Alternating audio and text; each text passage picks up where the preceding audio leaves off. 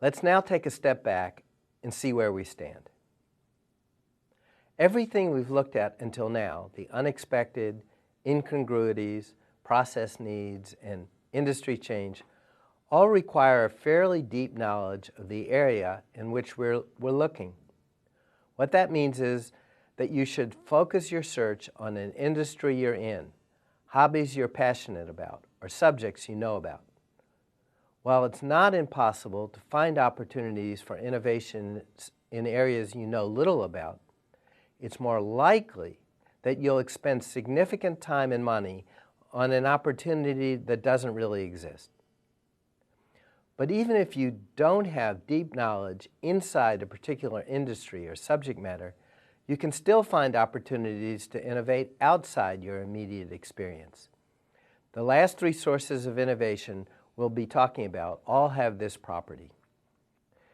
The first and most predictable way to find innovation outside your experience is by looking at changing demographics. Things like population size, employment, and education. Really anything that will have fairly predictable consequences. Think about the baby boomers, the babies that were born in the U.S. immediately after World War II. This was an unusually large cohort, and as these babies got older, they caused a population spike in whatever age demographic they found themselves. The baby boomer cohort is now at retirement age, and it shouldn't be surprising that we're seeing a spike in healthcare expenditures. Entrepreneurs who recognized this trend and innovated early to prepare for the retiring baby boomers are in the best position to make the most of the opportunity. The same principle applies to other demographic cohorts as they get older. It's probably worth noting a few risks you'll face when using demographic changes to look for innovative opportunities. The first is that you won't be the only one looking. Demographic changes are large and highly visible, so don't be surprised if you're not the first entrepreneur to come up with your big idea. That doesn't mean you shouldn't innovate in this sphere. Just be prepared for more potential competition. The other risk is that this source of innovation is slower than the other sources. Large, macro-level changes, though highly predictable, generally don't happen very quickly, so the timeline for successful innovation could be years, if not decades.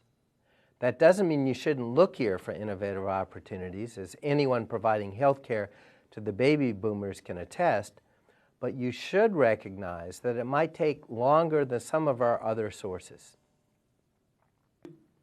The next source of innovation you can find outside your direct experience is a change in perception.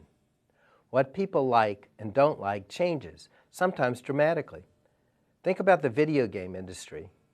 When at-home video game consoles first came out, they were generally considered designed for children. As the industry evolved, this perception dramatically changed.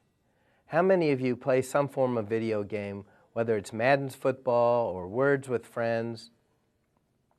The industry is now considered a juggernaut, mostly catering towards adult gamers.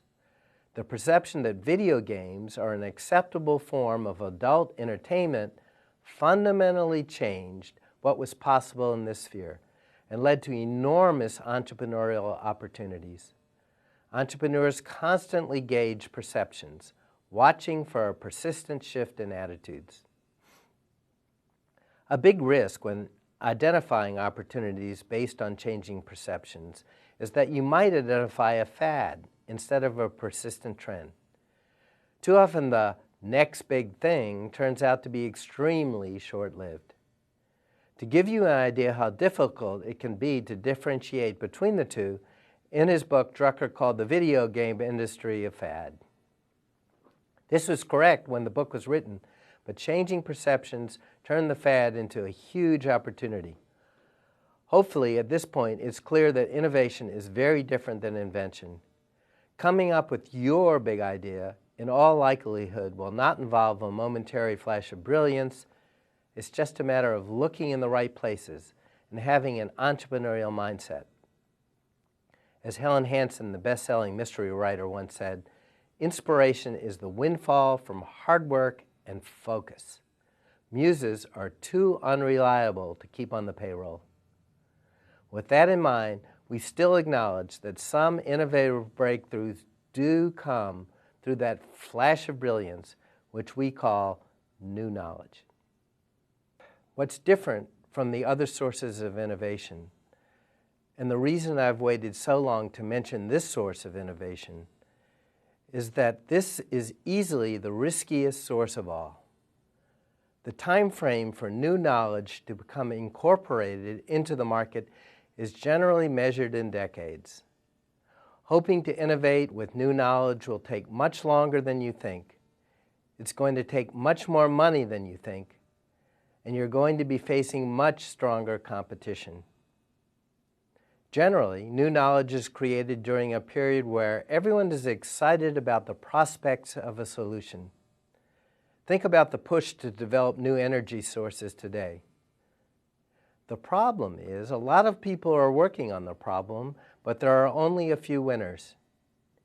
You not only need to come up with the new knowledge, you need to come up with it first. On top of that, every other source of innovation we've talked about exploits a change that has already occurred. With new knowledge, the innovation is the change. Unfortunately, that means you won't be able to tell in advance whether people will even want what you're in the process of creating. You could invent what you're convinced is the next big thing, but no one will want it. We don't want to dissuade most of you from looking for opportunity through new knowledge. If you're successful, the payoff is huge. However, at the end of the day, the other sources of innovation we discussed are much more likely to lead you to success. We've covered the major sources of innovation that will help you develop your big idea. The unexpected, incongruities, process needs, changes in industry structure, demographics, changes in perceptions, and new knowledge. It's worth reiterating that we presented these sources of innovation in order of reliability. The absolutely least reliable method is to hope for that aha moment.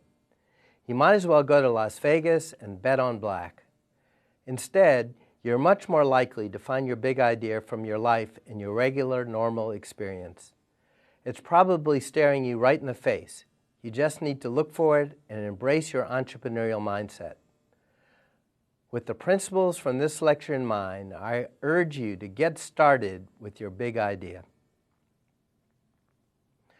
That said, there are a few principles of innovation you should keep in mind when looking for your big idea. First, you need to analyze all the opportunities.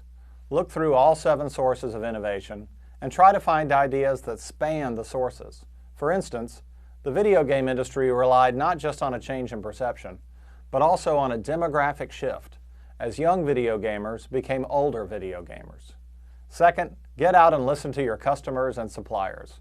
We'll talk extensively about listening in our next module, but for now, recognize if your idea involves a market in which you have no connections and you can't recruit someone for your team that has those connections, it will be very difficult to pursue your venture. Third, your idea needs to be simple and focused. You don't want to change too much at once, as customers tend to resist large disruptions. In addition, it can be difficult to communicate a complex idea to potential financiers. Fourth, make sure your innovation starts small. We'll talk much more about the iterative process in our last module, but your venture will likely start small and receive a small amount of funding. If your idea is too large, you likely won't have enough time or money to make the adjustments you'll need to be successful. Fifth, innovate for today. While you'll ultimately want a long-term strategy if there isn't an application for your idea today, it won't be successful. We hear many student ideas involving social media that start with, if millions of people join, they'll get a lot of value from the network. The problem is that many of these ideas don't give much value to customers today, which means the long-term strategy will never come to fruition.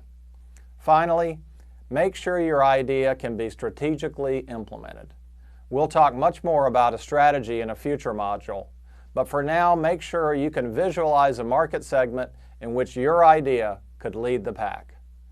With these principles in mind, I urge you to start looking through all 7 sources of innovation for that rustling of the breeze, and keep trying to find your big idea. We truly believe every one of you has one. You just need to find it.